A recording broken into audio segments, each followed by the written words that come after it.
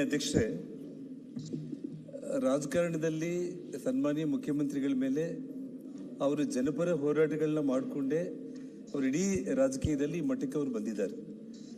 ಏನೇ ಇದ್ರೂ ಕೂಡ ಒಂದು ಪ್ರತಿಪಕ್ಷವಾಗಿದ್ದು ಹೋರಾಟಗಳು ಮಾಡಿ ಮುಖ್ಯಮಂತ್ರಿಗಳಾಗಿ ಎಲ್ಲಿ ಕೂಡ ನನಗಿರುವಂಥ ಒಂದು ಅನುಭವದಲ್ಲಿ ಕೆಲವೊಂದು ಕೇಸ್ಗಳಲ್ಲಿ ಒಂದು ಮೈನಿಂಗ್ ಪ್ರಕರಣ ಆಗಿರ್ಬೋದು, ಇನ್ನೊಂದು ಆಗಿರ್ಬೋದು, ರಾಜ್ಯ ಸರ್ಕಾರ ಮಾಡಿರೋ ಪ್ರಕರಣಗಳಲ್ಲಿ ಕೂಡ ಅಧಿಕಾರಿಗಳು ನನಗೆ ಹೇಳಿರುವಂಥ ಮಾತು ಏನು ಅಂತಂದರೆ, ಎಲ್ಲಿ ಕೂಡ ಈ ರಾಜ್ಯದ ಮುಖ್ಯಮಂತ್ರಿಗಳು ಕಾನೂನು ಪ್ರಕಾರ ತಪ್ಪಿದ್ರೆ ನೀವು ಕ್ರಮ ಕೈಗೊಳ್ಳಿ, ರಾಜಕೀಯವಾಗಿ ನಾವು ಏನೇ ಹೋರಾಟ ಮಾಡಿದ್ರು ಕೂಡ ನಿಮಗೇನು ಎವಿಡೆನ್ಸಸ್ ಇದೆ ಅದರ ಮೇಲೆ ನೀವು ಮುಂದಕ್ಕೆ ಹೋಗಿ ಅಂತೇಳಿ ಹೇಳಿರುವಂಥದ್ದನ್ನು IG ಮಟ್ಟದ SIT ಅಧಿಕಾರಿಗಳು ಕೂಡ ನನ್ನ ಮುಂದೆ ಕೊಡಿಸ್ಕೊಂಡು ಹೇಳಿದ್ದು, ಅವ್ರ ಬಗ್ಗೆ ಆ ಗೌರವ ನನಗಿತ್ತು.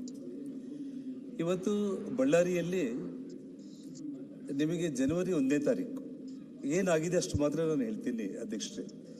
ಮಧ್ಯಾಹ್ನ 2 ಗಂಟೆಗೆ ರಾಜ್ಯಪಾಲ ವಂದನೆ ಸಂಬಂಧಪಟ್ಟ ನನಗೆ ಸಂಬಂಧಪಟ್ಟು ಕಾನೂನು ವಿಚಾರದಲ್ಲಿ ಮಾತ್ರ ನಾನು ಮಾತಾಡ್ಲಿಕ್ಕೆ ನಾನು ಆ ಸಬ್ಜೆಕ್ಟಿಗೆ ಅಷ್ಟೇ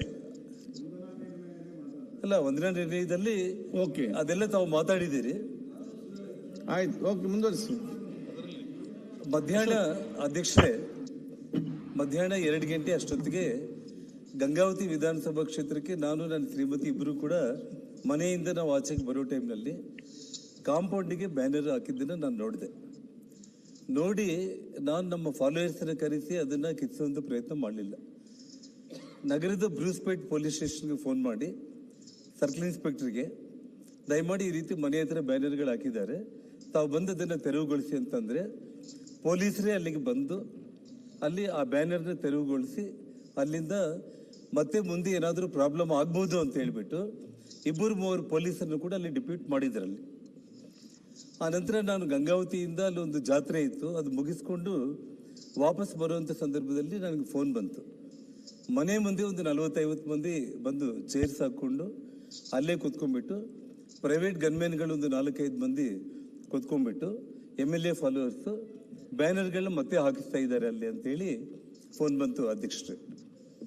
ಆ ಸಮಯದಲ್ಲಿ ಮತ್ತೆ ನಾನು ಬ್ರೂಸ್ಪೇಟ್ ಪೊಲೀಸ್ ಸ್ಟೇಷನ್ಗೆ ನಾನು ಮತ್ತೆ ಫೋನ್ ಮಾಡಿದೆ, ನೀವು ಮಧ್ಯಾಹ್ನ ತೆರವುಗೊಳಿಸಿದ್ದೀರಿ, ಮತ್ತೆ ಬಂದು ಒಂದು 40-50 ಮಂದಿ ಗುಂಪು ಬಂದು ಮನೆ ಮುಂದೆನೇ ಚೇರ್ಸ್ ಹಾಕೊಂಡು ಕೂತ್ಕೊಂಡು ಅಲ್ಲಿ ಬ್ಯಾನರ್ಸ್ ಹಾಕ್ತಾ ಇದ್ದಾರೆ, ಸ್ವಲ್ಪ ಕ್ರಮ ಕೈಗೊಳ್ಳಿ ಅಂತೇಳಿ ನಾನು ಮತ್ತೆ ಪೊಲೀಸರಿಗೆ ಫೋನ್ ಮಾಡಿದೆ. ಯಾಕೆಂದರೆ ಮೊಬೈಲು, ಫೋನು, ರೆಕಾರ್ಡು, ಪೊಲೀಸರಿಗೆ ನಾನು ಫೋನ್ ಮಾಡಿದ್ದು ಎಲ್ಲವೂ ಕೂಡ ರೆಕಾರ್ಡ್ ಇರುತ್ತೆ, ಅದ್ರ ಬಗ್ಗೆ ಏನು ಸಂಶಯ ಇಲ್ಲ. ಪೊಲೀಸರು ಭಾಳ ಈಸಿಯಾಗಿ ತಗೊಂಡ್ರು. ಮೋಸ್ಟ್ಲಿ ಅವ್ರೇಂದ್ರೆ ಒಂದು 40-50 ಮಂದಿ ಇದ್ದಾರೆ, ಹೋಗಿ ನಾವು ಬ್ಯಾನರ್ಸ್ನ ತೆಗಿಸಿ ಅಲ್ಲಿರೋರನ್ನ ಮತ್ತೆ ವಾಪಸ್ ಕಳಿಸ್ಬೋದು ಅಂತೇಳಿ ಅಂದ್ಕೊಂಡಿದ್ದಾರೆ. ಅಲ್ಲಿ ಸ್ವಲ್ಪ ಇಂಟೆಲಿಜೆನ್ಸ್ ಫೇಲ್ಯೂರು ಆಗಿರಬೇಕು.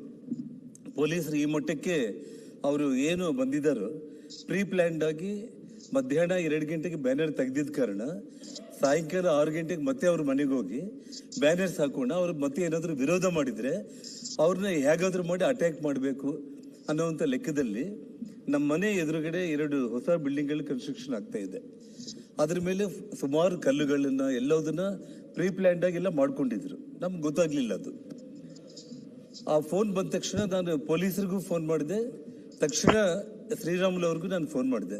ಶ್ರೀರಾಮುಲು ಮನೆ ಮುಂದೆ ಬಂದೆಲ್ಲ ಕುಂತಿದ್ದಾರೆ, ಮನೆಯಲ್ಲಿ ನಾನು ವೈಫ್ ಕೂಡ ಯಾರೂ ಇಲ್ಲ, ಮನೆಯಲ್ಲಿ ಮಗ ಒಬ್ಬನೇ ಇದ್ದಾನೆ, ದಯಮಾಡಿ ನೀನು ಸ್ವಲ್ಪ ಅಲ್ಲಿಗೆ ಹೋಗ್ಬಿಟ್ಟು ಏನಾಗ್ತಾ ಇದೆ ನೋಡು, ಪೊಲೀಸರು ಕೂಡ ನಾನು ಹೇಳಿದ್ದೀನಿ ಅಂತ ನಾನು ಹೇಳಿದೆ. ಅಲ್ಲಿಗೆ ಅಷ್ಟೊತ್ತಿಗೆ ಶ್ರೀರಾಮುಲು ಕೂಡ ಜನರಲ್ ಆಗಿ ಯಾವಾಗ ಅವ್ರ ಗುಂಪು ಬಂದಿದ್ರು ಸಹಜವಾಗಿ ಶ್ರೀರಾಮುಲು ಅವ್ರ ಜೊತೆಯಲ್ಲೂ ಕೂಡ ಒಂದು 50-100 ಮಂದಿ ಅಲ್ಲಿಗೆ ಬಂದು ಶ್ರೀರಾಮುಲು ಅವ್ರ ಹತ್ರ ಮಾತಾಡುವಂಥ ಸಂದರ್ಭದಲ್ಲಿ ಸಿಕ್ಕಾಪಟ್ಟೆ ಕುಡಿದಿದ್ರು. ಅವ್ರ ಫಾಲೋವರ್ಸ್ ಹೆಸರನ್ನು ಕೂಡ ಹೇಳಲಿಕ್ಕೆ ನನಗೆ ಇಷ್ಟ ಇಲ್ಲ, ಯಾಕಂದರೆ ಚಿಲ್ಲರೆ ರೌಡಿಗಳು, ಅವ್ರ ಹೆಸರು ಹೇಳೋ ಅವಶ್ಯಕತೆ ಇಲ್ಲ. ಶ್ರೀರಾಮುಲು ಅವರು ಅವ್ರನ್ನ ರಿಕ್ವೆಸ್ಟ್ ಮಾಡಿದ್ದಾರೆ ಏನಂತ ಹೇಳಿ, ದಯಮಾಡಿ ಇಲ್ಲಿಂದ ನೀವು ಖಾಲಿ ಮಾಡ್ಕೊಂಡು ಹೋಗ್ರಿ, ಮನೆ ಮುಂದೆ ಬಂದು ಈ ರೀತಿ ಬ್ಯಾನರ್ಗಳಾಕಿ ಗಲಾಟೆ ಮಾಡೋದು ಸೂಕ್ತ ಅಲ್ಲ, ಅದೇ ನಿಮ್ಮ ಮನೆಗಳಿಗೆ ಬಂದರೆ ಚೆನ್ನಾಗಿರಲ್ಲ, ಫಸ್ಟ್ ಇಲ್ಲಿಂದ ಹೋಗ್ರಿ ಅಂದ್ರೆ ಅಲ್ಲಿ ಪೊಲೀಸ್ ಇನ್ಸ್ಪೆಕ್ಟರ್ಸ್ ಕೂಡ ಅಲ್ಲೇ ಇದ್ದಾರೆ, ಪೊಲೀಸ್ ಇನ್ಸ್ಪೆಕ್ಟರ್ಸ್ ಇದ್ದಾರೆ. ಆ ಸಮಯಕ್ಕೆ ನಾನು ಅಲ್ಲಿಂದ ಕರೆಕ್ಟಾಗಿ ನಾನು ನನ್ನ ವೈಫ್ ಇಬ್ಬರು ಕೂಡ ಕಾರಲ್ಲಿ ಬಂದು ಅಲ್ಲಿ ಇಳಿದಿದ್ದೀವಿ. ಅಷ್ಟೊತ್ತಿಗೆ ಸಿಕ್ಕಾಪಟ್ಟೆ ಕ್ರೌಡ್ ಅಂದರೆ ಒಂದು 200-300 ಮಂದಿ ಕ್ರೌಡ್ ಸೇರ್ಕೊಂಡಿದ್ದಾರೆ, ತಳ್ಳಾಟ, ಕೂಗಾಟ, ಅಂತ ಗಲಾಟೆ ಮಾಡ್ತಾ ಇದ್ರು. ಶ್ರೀರಾಮುಲು ಮೇಲೆ ಶ್ರೀರಾಮುಲು ಹೇಳಿದಾಗ ಇಮಿಡಿಯೇಟ್ ಆಗಿ ಅಲ್ಲಿ ಅವನೊಬ್ಬನು ಮಾತಾಡ್ತಾನೆ, ಇವನೇನು ದೊಡ್ಡ ಬ್ಯಾಡ್ ಲೀಡರ್, ಫಸ್ಟ್ ಇವನ್ನ ಹಾಕರು ಅನ್ನೋದನ್ನ ಆ ವಿಡಿಯೋ ಕೂಡ ನಾವು ಮೀಡಿಯಾಗೆ ರಿಲೀಸ್ ಮಾಡಿದ್ದೀವಿ. ಶ್ರೀರಾಮುಲು ಹೋಗಿ ರಿಕ್ವೆಸ್ಟ್ ಮಾಡ್ತಾ ಇದ್ದಾನೆ. ಶ್ರೀರಾಮುಲು ಕೈಯಲ್ಲಿ ಗನ್ ಇಲ್ಲ, ಶ್ರೀರಾಮುಲು ಗನ್ಮ್ಯಾನ್ಗಳನ್ನ ಕರ್ಕೊಂಡೋಗಿಲ್ಲ. ಹೋಗಿ ಅವನಿಗೆ ಹೇಳ್ತಾ ಇದ್ದಾನೆ, ಇಲ್ಲಿಂದ ನೀನು ಎದ್ದೋಗು ಅಂತ ಇದ್ರು ಕೂಡ ನೀನೇ ಅವನು ಹೇಳೋದಕ್ಕೆ ಅಂತೇಳಿ ಇಮಿಡಿಯೇಟ್ ಆಗಿ ಶ್ರೀರಾಮುಲು ಅವನೇನು ದೊಡ್ಡ ಲೀಡರ್ ಏನೋ ಅವ್ನು ಹಾಕರು ಅಂತೇಳಿ ಆ ವಿಡಿಯೋ ಕೂಡ ನಾನು ಮೀಡಿಯಾದಲ್ಲಿ ರಿಲೀಸ್ ಮಾಡಿದ್ದೀನಿ ಅಧ್ಯಕ್ಷರೇ. ತಕ್ಷಣ ಅಲ್ಲಿ ಶ್ರೀರಾಮುಲು ಹೋಗಿ ನಾ ಮಾತಾಡ್ತಾ ಇದ್ದಾನೆ, ಇಮಿಡಿಯೇಟ್ ಆಗಿ ರೇಸ್ ಆಗಿಬಿಟ್ಟು ಗನ್ಗಳನ್ನ ಗಾಳಿಯಲ್ಲಿ ದೀಪಾವಳಿ ಯಾವ ರೀತಿ ಇರುತ್ತೇನೋ ಆ ರೀತಿ ಪಟ್ಟ ಹಾರಿಸುವಂಥದ್ದು. ನಾನು ಅಲ್ಲಿ ಏನು ಒಂದು 10 ಅಡಿದಲ್ಲಿ ಇದ್ದೇನೆ. ಯಾವಾಗ ಕಾರ್ ಸ್ಟಾಪ್ ಆಯಿತು, ಜನಾರ್ದನ್ ರೆಡ್ಡಿ ಬಂದ ಅಂತೇಳಿ ಹೋಗಿದ್ರೆ ನಾನು ನಮ್ಮ ಫಾಲೋಯರ್ಸ್ ಅಥವಾ ಶ್ರೀರಾಮುಲಿಗೆ ಬೇಕಾಗಿದ್ದವರು ನಾನು ಬಂದೆ ಅಂತೇಳಿ ಶ್ರೀರಾಮುಲಿಗೆ ಏನಾದರೂ ಹೇಳಲಿಕ್ಕೆ ಕೇಳಿದ್ರೇನು ಅಂತ ಅಂದ್ಕೊಂಡೆ. ಇಮಿಡಿಯೇಟ್ ಆಗಿ ಫೈರಿಂಗ್ ನಮ್ಮ ಮೇಲೆ, ಆಫೀಸ್ ಮೇಲೆ, ಅದು ಕಂಪ್ಲೀಟ್ ಮನೆ ಡೈರೆಕ್ಷನಲ್ಲಿ ನನ್ನ ಮೇಲೆ ಫೈರ್ ಮಾಡ್ತಾನೆ ಇದ್ದಾರೆ. ಸುಮಾರು ನಾನು 3 ಬುಲೆಟ್ಗಳನ್ನ ನಾನು ಮೀಡಿಯಾಗೆ ನಾನು ತೋರಿಸಿದೆ. ಬಾಂಬ್ ಸ್ಕ್ವಾಡು ಮತ್ತು ಈ ಫೋರೆನ್ಸಿಕ್ ಅವರೆಲ್ಲ ನಮ್ಮ ಮನೆಗೆಲ್ಲ ಬಂದು ನಮ್ಮ ಮನೆ ಕಾಂಪೌಂಡ್ ಒಳಗಡೆಯಿಂದ ಆಫೀಸು ಗ್ಲಾಸ್ಗಳು ಮುರೆ ಬಿಡ್ತಿದ್ದು, ಮನೆ ಮೇಲೆ ಬಿದ್ದ ಪೆಟ್ರೋಲ್ ಬಾಂಬ್ಸು, ಪೆಟ್ರೋಲ್ ಬಾಟಿಲ್ಸು, ಬಿಯರ್ ಬಾಟಿಲ್ಸು ಅವೆಲ್ಲ ಕೂಡ ಅವರು ಕಲೆಕ್ಟ್ ಮಾಡ್ಕೊಂಡು ಹೋಗಿದ್ದಾರೆ ಅಧ್ಯಕ್ಷರೇ. ಇದು 7:07ವರೆಗೆ ಆಯಿತು ಈ ಘಟನೆ. 7 to 7:30 ಆಯಿತು. ಆ